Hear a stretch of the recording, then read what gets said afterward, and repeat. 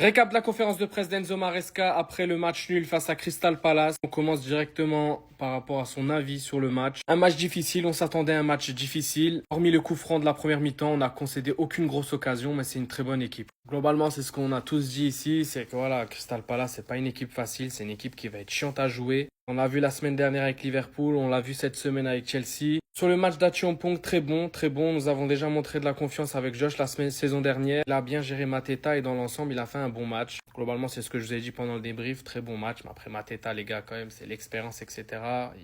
Il a fait du sale sur les duels aériens.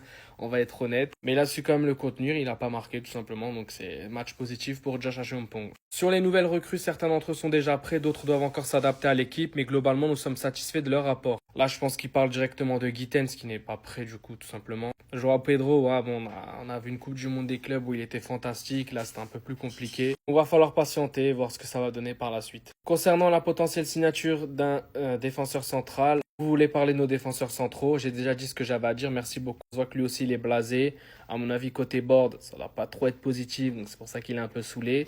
Même si, attention, je suis tombé sur cette info de la Gazzetta dello Sport. On aurait proposé 50 millions à l'Inter pour Bastoni. Je sais pas ce que ça donne au niveau source en Italie, donc certaines personnes savent. Même si 50 millions c'est peu, les gars, hein, ils commenceront à discuter à partir de 80 millions à mon avis.